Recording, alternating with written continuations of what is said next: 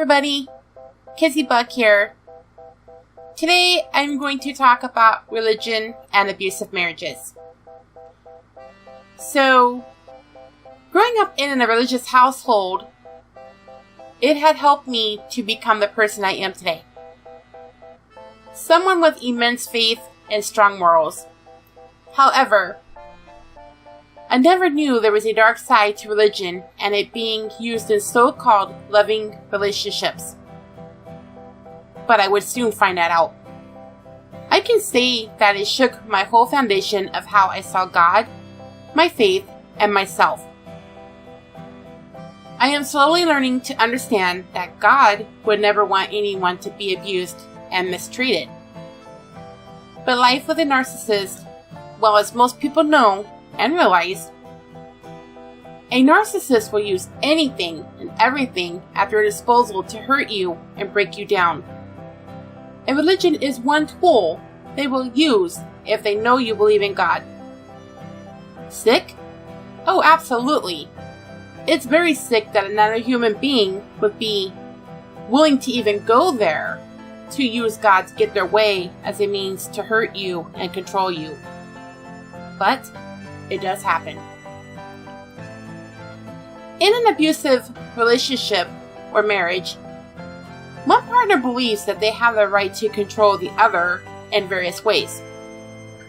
This might include telling them how they should speak, who they're allowed to spend time with, or how they should dress. An abusive partner may use a victim's religious beliefs to guilt them into feeling like they deserve to have these decisions made for them, or that they are not being a good follower of faith if they don't agree to their partner's decisions. The abuser may say stupid things like the victim has a demon in them, they are going to hell, or the abuser is the head of the household and everything about you they own. Oh yes, I have heard all of that and more. It is enough to make you feel like you are losing your mind, your own identity, and you slowly start losing faith in God because you can't imagine how could God condone such a behavior from a man. And if God really does say those things, does God really love you? Does he really care? Well, remember, God doesn't say those kind of things. God doesn't want people to be abused and mistreated. The reason the world has such harsh views on religions altogether is because people have twisted things to their own liking and have left a bitter ideal of what religion is all about in the minds of people all over the world. And I am almost certain that the reason that the views of religion have gone askew is because of narcissists all over the world using it to their advantages. Healthy relationships include open and honest communication. However, in an unhealthy or an abusive relationship or marriage, one partner may try to use religious beliefs to control how and when the other communicates. Interpretations of some religious texts place more value on men's words and opinions than on those of women or other marginalized groups. These ideals can be reinforced by the fact that the majority of leadership positions or visible roles in religious institutions are often restricted by gender or other identities. These beliefs can also be used to create an environment where one partner feels that they are entitled to power and the other is made to feel like their thoughts and concerns aren't important.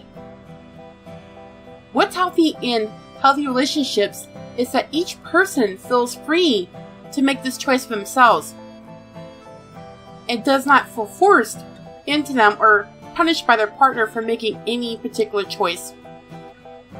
Religion can be such an important part of many people's lives, but religion should never be used to control or abuse another person. Abuse is never okay or acceptable, regardless of your religious beliefs. Abusers instill fear in their spouses. Believers are instructed to fear God. Abusers are unpredictable and given to dramatic mood swings. God is depicted as alternating between love and violence. Abused spouses avoid topics which set off the abuser. Believers avoid thinking about certain things to avoid angering God. Abusers make one feel like there is no way to escape a relationship. Believers are told that there is no way to escape God's wrath and eventual punishment. God is portrayed as using violence to force people to comply with certain rules, and hell is the ultimate threat of violence. God might even punish an entire nation for the transgressions of a few members. In order to exercise greater control over a victim, abusers will withhold important resources in order to make the victim more dependent. Resources used like this include money, credit cards, access to transportation, medications, or even food. A further means of exercising control over a victim is instilling fears of inadequacy in them by getting them to feel worthless, helpless, and unable to do anything right. They will lack the self-confidence necessary to stand up to the abuser and to resist the abuse. Part of the process of encouraging the victim to feel inadequate involves getting them to feel that they really do deserve the abuse that they are suffering. If the abuser is justified in punishing the victim, then the victim can hardly complain, can she? God is also described as being justified in punishing humanity. All people are so sinful and depraved that they deserve an eternity in hell. Their only hope is that God will take pity on them and save them. Abusers encourage emotional dependency because they are emotionally dependent themselves. This reduces extreme jealousy and controlling behavior. God, too, is depicted as dependent upon human worship and love. God is usually described as jealous and unable to handle it when people turn away. God is all-powerful but unable to prevent the smallest problems. Victims are typically made to feel responsible for all of an abuser's actions, not just deserving of the punishment inflicted. Thus, victims are told that it's their fault when an abuser gets angry, feels suicidal, or indeed when anything at all goes wrong. Why do women stay with violent, abusive spouses? Why don't they just pack up and leave, make a new life for themselves elsewhere with people who actually respect and honor them as equal, independent human beings? The signs of abuse described above should help in answering these questions. Women are so emotionally and psychologically beaten down that they lack the mental strength to do what is necessary. They don't have enough confidence to believe that they can make it without the man who keeps telling them that only he could possibly love such an ugly and worthless person such as they. Your problem is you won't obey me. The Bible says you must obey me and you refuse. I have heard this too, and it irritates me. I have a major issue with people who pick and choose verses from the Bible to control others. You know, like stuff from the Old Testament, then stuff from the New Testament. Just no. I am not property, I am a person, and I'm old enough to make my own decisions. I have heard this verse repeatedly. Wives, submit to your own husbands as to the Lord, for the husband is the head of the wife, as Christ is the head of the church, his body, and is himself its Savior. Ephesians 5:22-23. This is taken wrongly by the narcissist in my life. I think I despise hearing this one the most, because it's being used as a means of control. The abuser really needs to go back and educate himself on what this really means, not go by what he thinks it means for him. And then there is this one. Let a woman learn in silence with all submissiveness. I permit no woman to teach or have authority over a man. Rather, she is to remain silent. 1 Timothy 2, 11-12. What a man thinks this all means is that his wife has absolutely no say in anything. Whatever he wants, she must do. She is not allowed to be herself, to be an individual, and everything she wants to do must be approved by him. A relationship, a marriage, should be about being a team, about mutual love and respect. No one being above the other, but equal to each other. Men that use these verses use them to belittle their wives, and like overgrown children, they have to have their way at all times. This is not a healthy relationship, nor is it a healthy marriage. Usually, the abuse from the man in this type of scenario will start very soon after the wedding. He will expect you to do everything he says, and the abuse will escalate very quickly.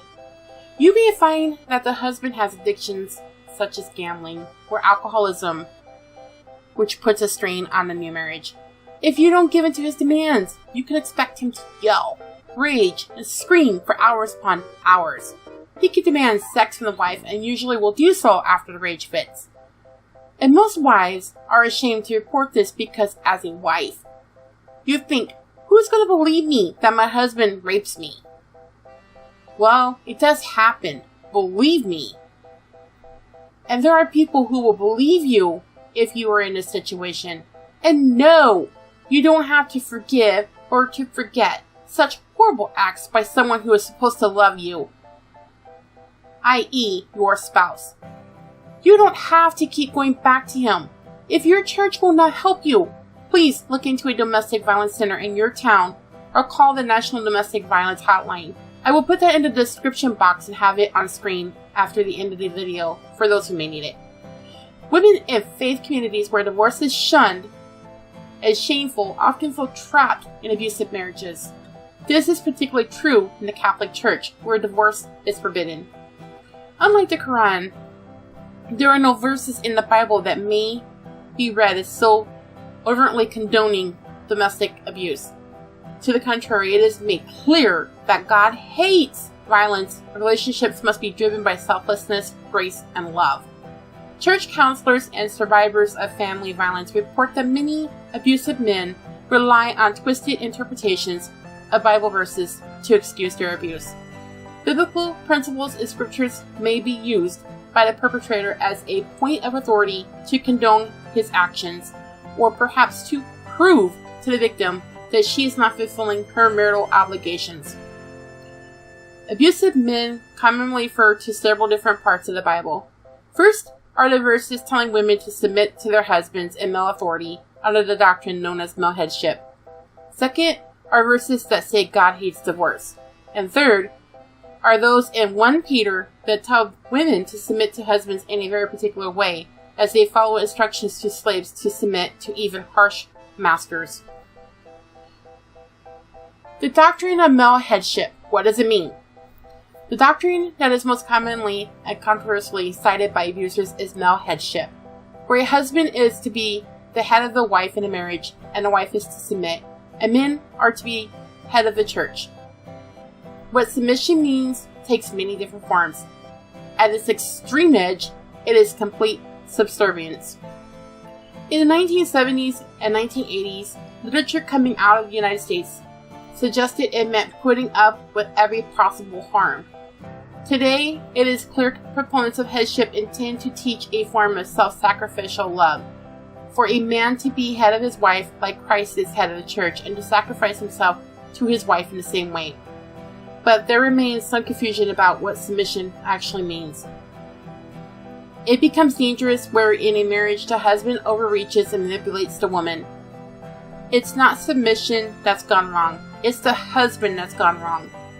A theme common to all survivors of intimate partner violence was that they did not know what it was they were suffering until they saw a website or a pamphlet outlining the nature of domestic violence.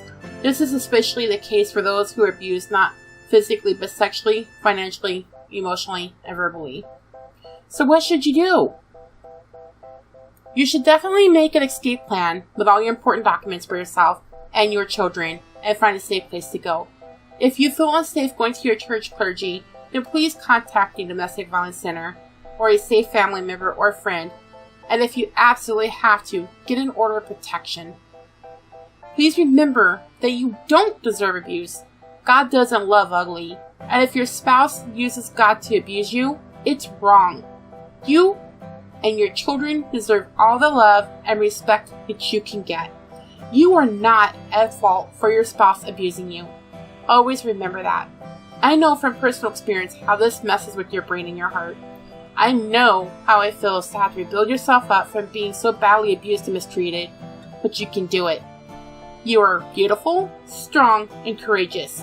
I just want to say that to anyone who comes across this video because it's important to know that and to keep telling yourself that. Please don't stay in an unhealthy relationship or marriage just based on whatever your abuser tells you. Please know that you are worthy of the best life possible for yourself and your children. It is okay to walk away from anything that harms you and your children. Thank you all for listening. I love you all lots. Talk to you later. Bye.